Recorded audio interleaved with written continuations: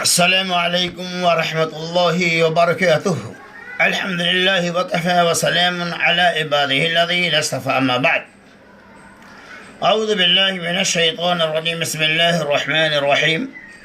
وللہ علی الناس حج البیت من استطاع الیہ سبیلا ومن کفر فإن اللہ غنی عن العالمین. سورہ آل عمران آیت نمبر 97. جیسا کہ آپ اس بات کو جانتے ہیں کہ یہ حج کا موسم چل رہا ہے اور حجاج کرام حج کی تیاریاں کر رہے ہیں.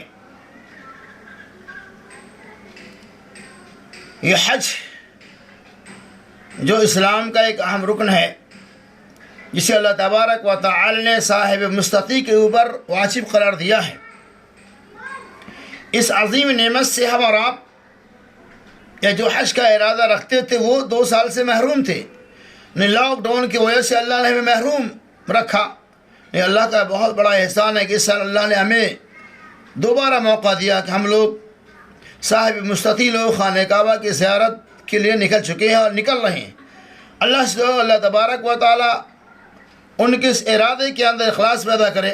للہ علی الناس حج البیت من استطاع الیہ سبیلا ومن کفر فإن اللہ غنی عن العالمین. اور جو حج کی طاقت رکھنے کے باوجود انکار کر دے تو اللہ تعالیٰ ساری دنیا سے بے نیاز ہے. اللہ رب العالمین کو ایسے لوگوں کی کوئی پرواہ نہیں.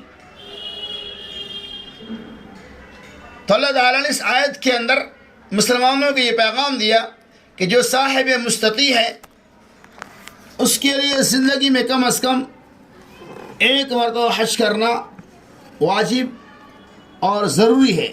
اور حج کا بہت بڑا فائدہ یہ ہے کہ اللہ کے رسول صلی اللہ علیہ وسلم نے فرمایا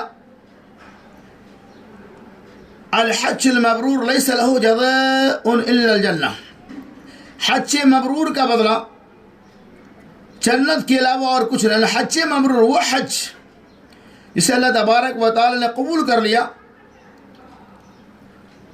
جزاء الا الجنہ، جنت کے علاوہ کوئی بدلہ نہیں ہے. حج کا بہت بڑا فائدہ ہے، لیکن شرط یہ ہے کہ آپ جب حج کریں تو کسی کے حقوق کو غصب کر کے نہیں، حرام مال کے ذریعہ نہیں، سود اور بیاض کی رقوم کے ذریعہ نہیں، بلکہ پاک صاف جو حلال کمائی آپ کے پاس ہو اس کے ذریعہ حج کرے تو اسے حج مبرور کہا جائے گا. یعنی اللہ رب العالمین کہ آپ کا حج مقبول ہوگا. حرام پیسے سے، ناجائز پیسے سے حج کریں گے اللہ تعالیٰ آپ کے حج کو قبول نہیں کرے گا. اور اس کا بینیفٹ یہ ہے، اللہ کے رسول صلی اللہ علیہ وسلم من حج فلم یرفث ولم یفسق رجع کیوم ولدتہ، رجع کیوم ولدتہ امہ.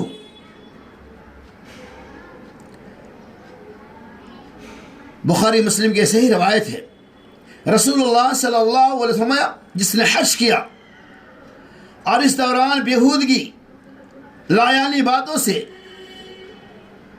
اور اللہ کی نافرمانی سے بچا رہا، وہ اس طرح واپس لوٹے گا جیسے اس کی ماں نے اس کو جنم دیا تھا.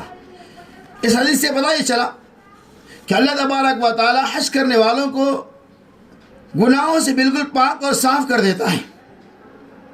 اور اللہ ایک مثال دے کہ یومن ولدت امہ، وہ ایسا ہو جاتا جیسے اس کی ماں نے اس سے آج ہی جنا ہو. اور حج کرنے کے بعد ہم جب اپنے مقام پہ آ جائیں گے پھر وہی بے راہ روی، وہی بے ڈھنگی، وہی دشنام تراسی، وہی غیبت و جغلخوری، وہی مکاری، وہی عیاری، وہی ڈاکہ زنی، وہی لوٹ خسوٹ جو پہلے تھا وہ اب بھی ہے. آپ خود فیصلہ کر سکتے ہیں اللہ نے آپ کا حج قبول کیا یا نہیں.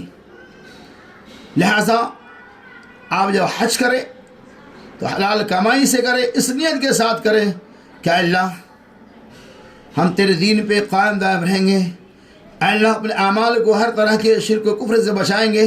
اے اللہ ہم حلال کی فکر کریں گے. اے اللہ حرام خوری سے بچیں گے اور ہمیشہ حلال کی فکر کریں گے. یقیناً حج ایک اللہ کی بہت بڑی نعمت ہے. حج کرنے کے بعد اس کے جسم، آپ کے جسم و جان پہ حج کے اثرات موجود ہیں. یعنی آپ کے نیکیوں کے اندر اضافہ ہو گیا، برائیوں سے آپ نے آپ کو بچا لیے، یقیناً اللہ رب العالمین کے یہاں آپ کا حج قبول ہو گیا، اور حج کرنے کے بعد بھی وہی سارے کاموں کو انجام دیتے ہیں جو پہلے دے رہے تھے، تو خود آپ فیصلہ کر سکتے ہیں۔ اللہ تبارک و تعالی صاحب مستطیع کو وقت پر حج کرنے کی توفیق رفیق عطا فرمائے، آمین۔